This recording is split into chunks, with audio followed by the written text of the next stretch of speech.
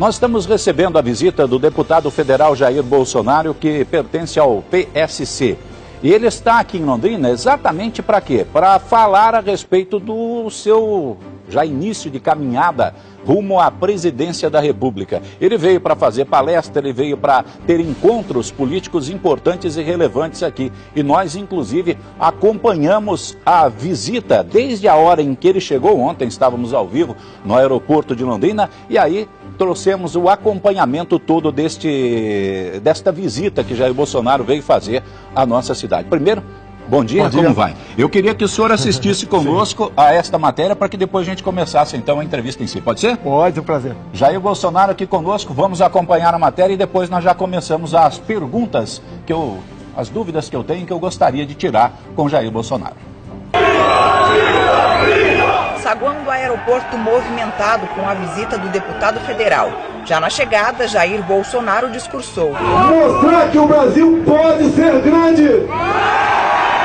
Depois ele seguiu para a coletiva de imprensa. Estava acompanhado do deputado estadual Fernando Francischini. São palestras que nós temos feito sobre revogação do Estatuto do Desarmamento, redução da maioridade penal e acaba, cada vez que a gente anuncia onde a gente vai, esse movimento todo que vocês assistiram. Se preparando, porque se o destino é assim o desejar, nós queremos colaborar com o futuro do Brasil por ocasião das eleições do ano que vem. Reforçou posicionamentos polêmicos pela escola sem partido e o fim do desarmamento. A arma é mais importante do que defender a vida da pessoa. Ela serve para defender a liberdade de um povo. Todas as ditaduras foram precedidas de campanha de desarmamento. A história conta isso daí. E um povo armado jamais será subjugado. Na saída, cumprimentou os cidadãos e tirou fotos. Na prefeitura, se reuniu com o prefeito Marcelo Bellinati. Seguiu para a Câmara. Houve discussão na entrada. Expediente Brasília, não é botar aqui não. A participação nesta mesa redonda é um dos últimos compromissos do deputado na cidade. Oportunidade em que Bolsonaro expõe as principais ideias. O evento reuniu centenas de simpatizantes em um hotel de Londrina. Nos discursos, os políticos defenderam projetos da direita.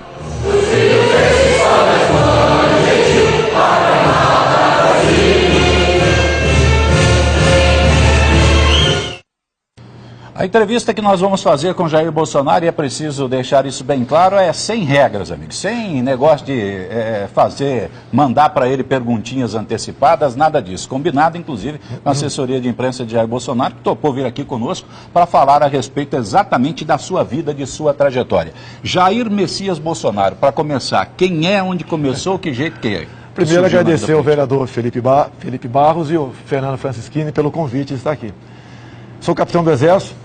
Entrei na política em 88 como vereador e em 91 assumi o mandato de deputado federal e estou no 7º mandato.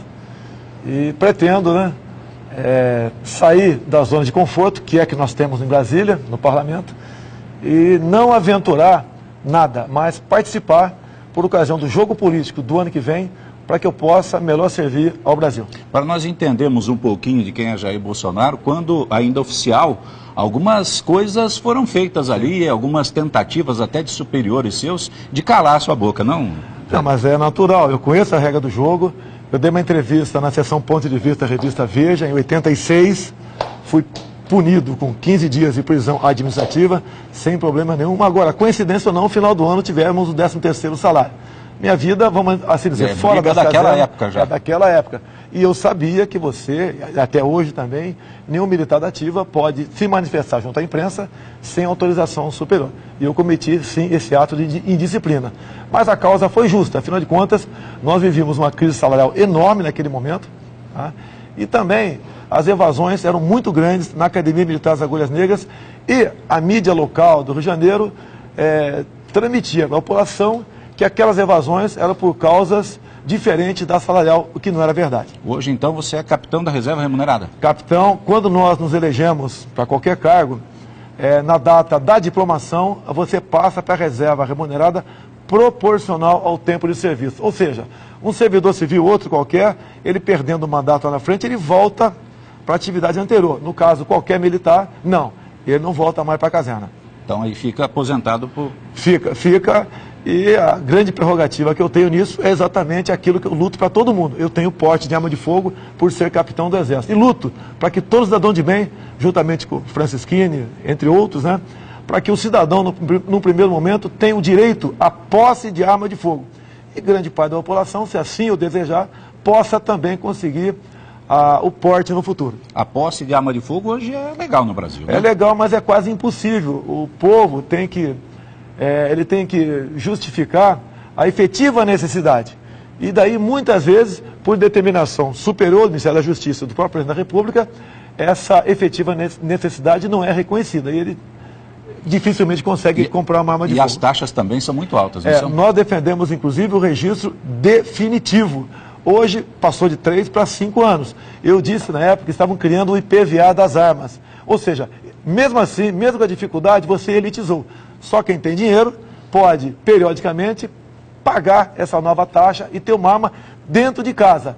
E nós vivemos num país onde você não tem segurança nem dentro da sua casa. Bolsonaro, a política atual é uma política que a gente está vendo aí de um toma lá da cá exagerado, diríamos assim, até em nome da tal governabilidade. Nós vimos isto nesta composição de ministros do presidente Temer, onde muitos políticos, até muitos deles citados na Lava Jato, foram chamados para compor os ministérios, exatamente para isso, para que tomar lá da cá, porque daí você tem votos que poderiam dar a tal governabilidade. Se você for eleito, você tem receio dessa tal governabilidade? Eu tenho falado que, em especial agora, com o boom das mídias sociais, tá certo? É lógico que sem nós aqui reconhecermos a necessidade e importância das mídias tradicionais, a população vai escolher melhor os seus representantes para as casas legislativas.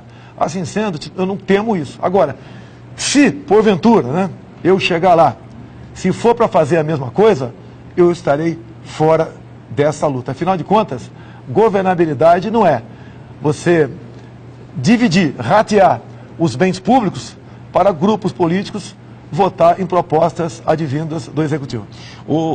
Você foi citado aí como sendo uma pessoa que teria... Tá, esse assunto até eu já considero passado, mas não poderíamos deixar também de tocar nele aqui. Você foi citado ali como sendo pessoa que teria recebido dinheiro da JBS através do fundo partidário. Mesma situação, inclusive, do nosso prefeito aqui em Londrina, que à época, como deputado também pelo PP, como candidato a deputado pelo PP, recebeu 2 parcelas de R$200 mil dessa subvenção do partido para que ele pudesse continuar a campanha dele. Você sabia que esse dinheiro era de JBS? Sabia que era dessa tramicagem toda? Sabia, nós temos que dividir.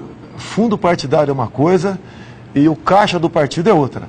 Quando foi colocado na minha conta R$200 mil, em julho de 2014, e você recebe um documento para depois você justificar a sua conta no final da campanha junto ao TRE.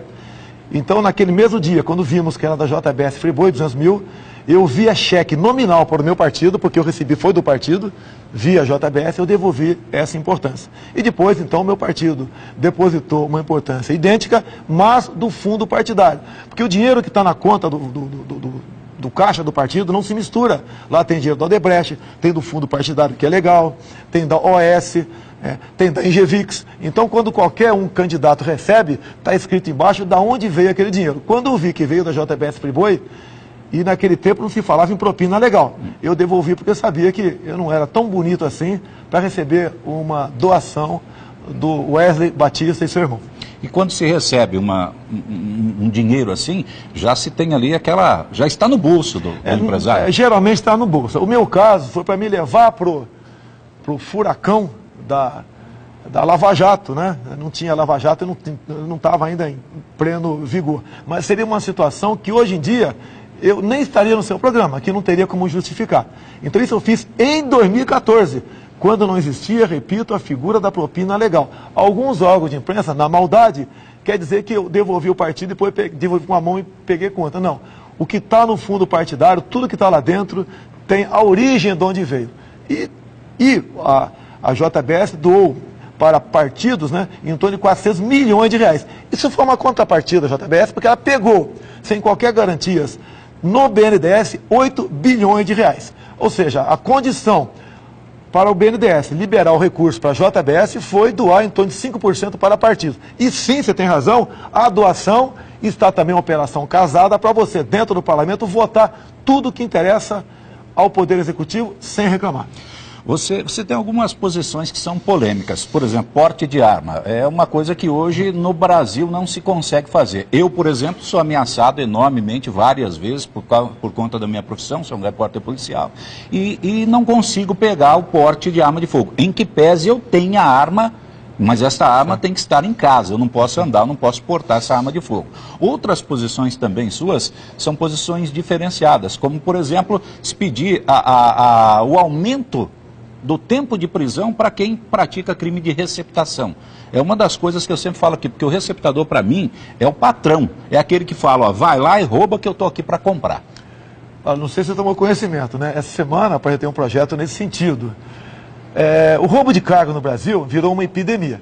Tem empresas, por exemplo, que não aceitam frete para o Rio de Janeiro. Lá são 30 caminhões roubados por dia. E hoje em dia, né, tem uma qualificadora para o roubo de valores, ou seja, o cara roubou um carro forte, tem uma agravante para isso. No tocante ao roubo de carga, não. Então nós botamos no mesmo nível de roubo de valores o roubo de cargas, porque a pena é muito pequena e dificilmente alguém cumpre essa pena no regime fechado. Então a ideia nossa é passar de 8 anos, tá, para que ele cumpra pelo menos uma parte maior dessa pena preso e sirva para inibir prática de atos semelhantes no futuro. E quanto à pena de receptação, também aumenta? Não, também, desculpa aqui, faltou complementar. Também no mesmo projeto botamos a receptação, que muitas vezes se vai numa casa, num supermercado, e está constatado que aquele material veio realmente de roubo. Então o dono do supermercado vai responder por isso. Porque não existe o roubo de carga sem um fim destinado da mercadoria. O cara não rouba, por exemplo, 500 laptops para si. Tá ok? Ele rouba aquilo para revender. E esse tipo de material está perfeitamente identificado. Dá para você agir dessa maneira. Não é o que eu queria uma pena muito maior. Tem estados americanos que, por exemplo, tem a lei dos 3 crimes. Eu já apertei projeto nesse sentido. Não vai para frente, ok? O que é 3 crimes? O elemento furtou ali um relógio, depois uma televisão, depois uma bicicleta. Ele começa com 25 anos de cadeia sem progressão. E, no meu entender, a figura da progressão no Brasil também tem que ser mudado isso aí, porque o elemento, ele é um gibi, ele é o tio Patinhas na cadeia, né? De acordo com o número de gibi que ele é na cadeia, abate a pena no final da história. Se é que ele vai ler isso mesmo. Tem muito analfabeto lá dentro. E alguns figurões, por exemplo, presos ultimamente, se beneficiaram de leituras em bibliotecas. Eu quero saber também de Jair Bolsonaro detalhes a respeito do seu pensamento sobre homossexuais. Nada contra, cada um vai ser feliz da maneira que bem entender. A minha briga nessa questão é contra o material escolar. Ou seja, eu tenho de posse minha, que eu peguei no MEC, através de amigos que eu tenho lá, livros, cartazes, filmetes, para ser exibido, para criancinhas a partir de 6 anos de idade, onde você assistia, por exemplo, a criancinha assistia 2 meninas se beijando, ou 2 homens se acariciando, sob o pretexto de combater a homofobia. No meu entender, esse tipo de material dentro da escola, você está estimulando precocemente as crianças a entrar na vida sexual. Incentiva. Incentiva. Além de você escancarar as portas para a pedofilia. Não tem nada a ver homossexualismo com o cara hétero, a questão da pedofilia. Não estou acusando homossexuais disso. Agora, esse tipo de material dentro da escola, eu tenho certeza que pai nenhum quer. E eu costumo dizer que um pai prefere chegar em casa e encontrar o filho com o braço quebrado por estar jogando futebol, do que encontrá-lo brincando com boneca por influência da escola. E em função disso, que eu briguei contra isso lá, inclusive na Câmara patrocinou, acredite se quiser, a Câmara patrocinou o 9º Seminário LGBT Infantil. Então, como eu briguei contra isso, pouca gente em Brasília tem coragem de brigar, porque sabe que o contra-ataque vai ser muito grande, e eu recebi aí a acusação de ser homofóbico. Cada um vai ser feliz da maneira que bem entender, não tem nada a ver com isso. Entre 4 paredes faz o que quiser. Agora na escola é que não dá para incentivar. Na escola nenhum pai quer isso daí. Um pai quer, Qual é o patrimônio do pobre, basicamente, né? É de todos nós, mas do pobre em especial. É a sua família. Ele quer ver o filho homem dele ser o Neymar da vida.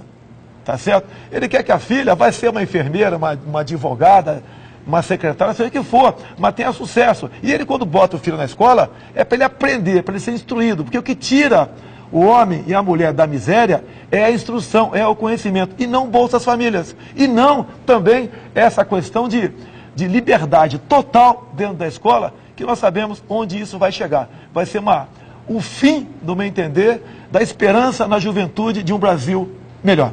O Supremo determinou em segunda instância condenações de pessoas que são condenadas em segunda instância, já tem que começar a cumprir pena, independente se tem recursos ainda a serem mandados. E recursos geralmente são recursos para diminuir o tempo da pessoa em cana, ou pelo menos para postergar a data de prisão dela. Agora parece que já tem um movimento contrário lá no Supremo, né? Olha só, quando começam a cair políticos, a coisa muda. Foi decidido há pouco tempo. E nós sabemos que o Supremo está recebendo pressão para julgar os envolvidos no Petrolão, como no passado, no Mensalão. E essa decisão no passado foi por 6-5. E eu falei há pouco tempo em Goiânia, numa palestra para oficiais da PM e bombeiro, que uma reinterpretação disso, da prisão começar a ser cumprida após a condenação em segunda instância, seria o fim da Operação Lava Jato. No dia de ontem, nós assistimos aqui 2 ministros do Supremo. Um foi o Gilmar Mendes, o outro foi o Marcelo Moraes, o último ministro, dizendo que esta decisão tem que ser reinterpretada. Ou seja, no mínimo, a prisão seria cumprida após decisão em terceira instância, que seria o STJ.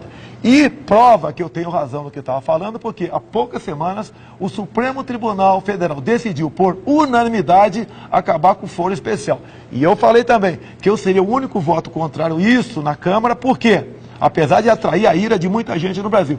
Porque a partir do momento que o Supremo tinha decidido, por unanimidade, colocar um ponto final no foro privilegiado, tinha algum jabuti em algum lugar, quem sabe aí num coqueiro, que ninguém sabe quem botou lá em cima. Agora a resposta vem aí. Reinterpretando a prisão em segunda instância, todo político corrupto interessa o fim do foro privilegiado, porque não vai ter uma instância única apenas, que é o Supremo, e sim, no mínimo, 3 instâncias.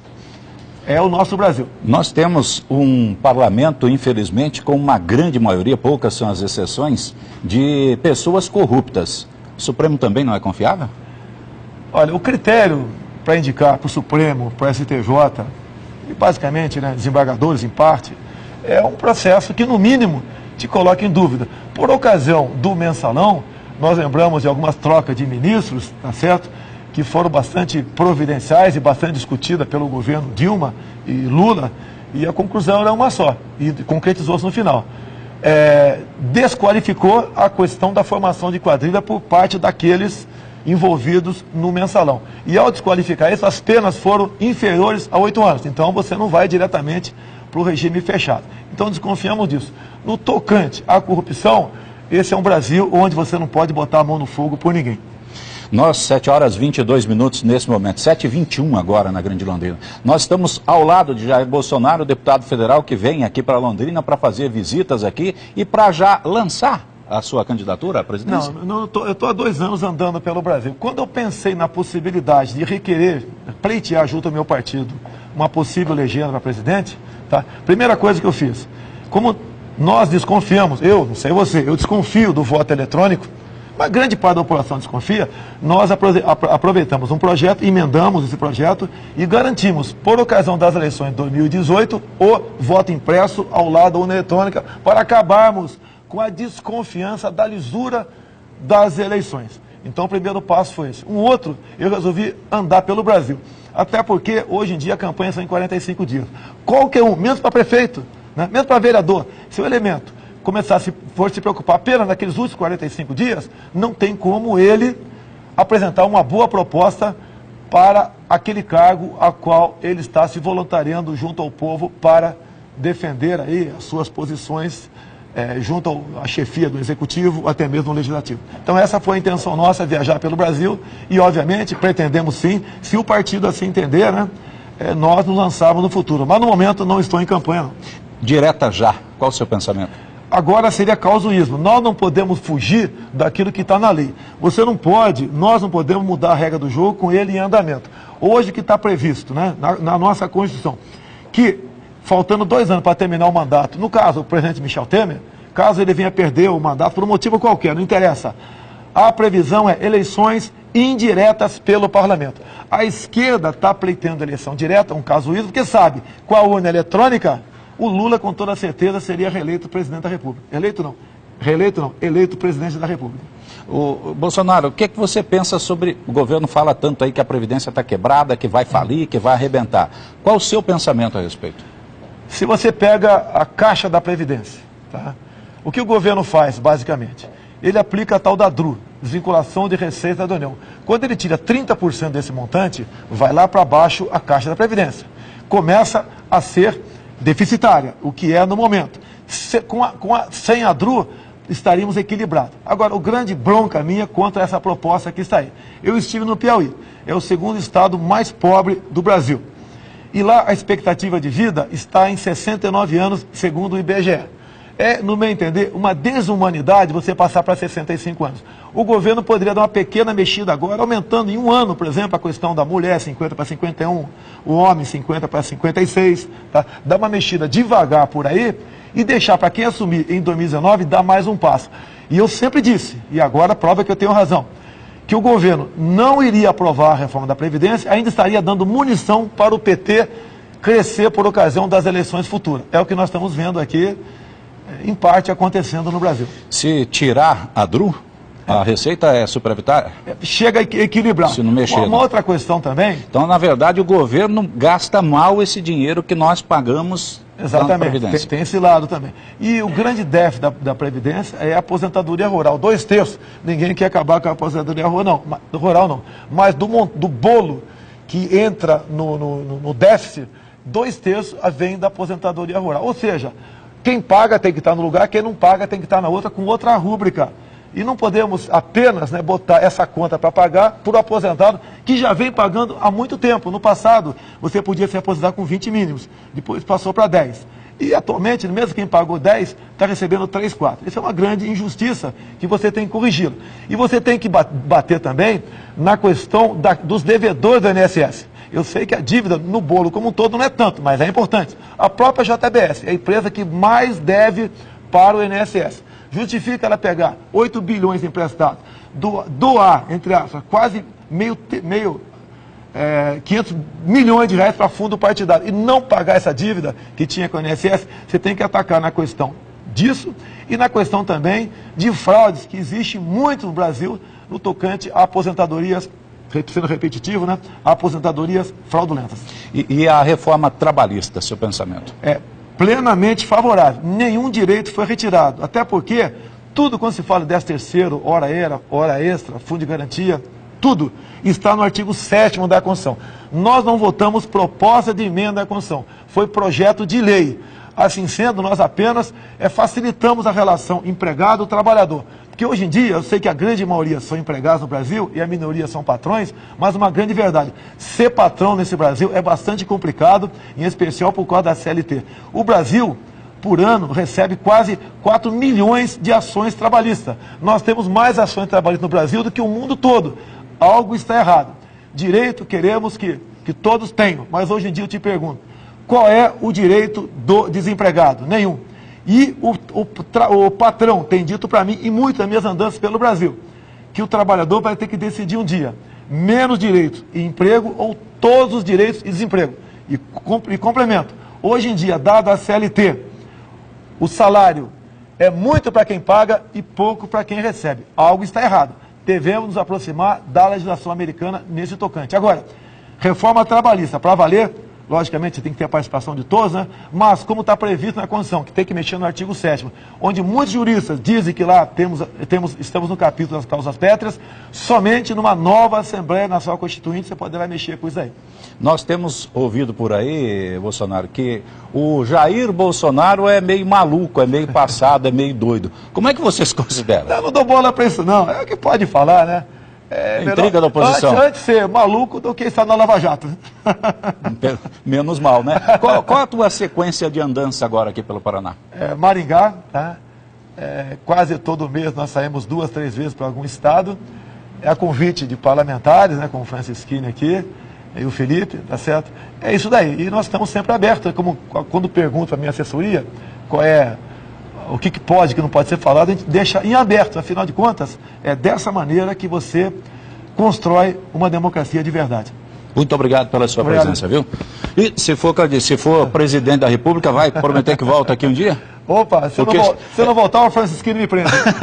Vai com Deus, um abraço. Jair Bolsonaro, deputado federal, aqui ao nosso lado, nos respondendo aos questionamentos que eu tenho certeza Londrina queria saber mais a respeito da presença desse homem que está aí, figurando como sendo um dos prováveis presidenciáveis. Como é que vai ser a sequência da nossa política no Brasil? As coisas ainda andam muito que indefinidas, né? Não se sabe se Michel Temer continua, se não continua. Ele fala que não renuncia. Alguns dizem que se formos colocar um processo de impeachment, como ontem, por exemplo, a Ordem dos Advogados do Brasil já ingressou com mais um pedido de impeachment contra o presidente da República, nós teremos aí um prazo que será exacerbado e que vai dar para que o atual presidente da República termine o seu mandato. Já falam até que o TSE, na reunião que iria ter no dia 6 de junho, vai modificar a data para esta reunião. Esta reunião que os nossos ministros iriam ter, ela vem exatamente para julgar a chamada chapa Dilma Temer.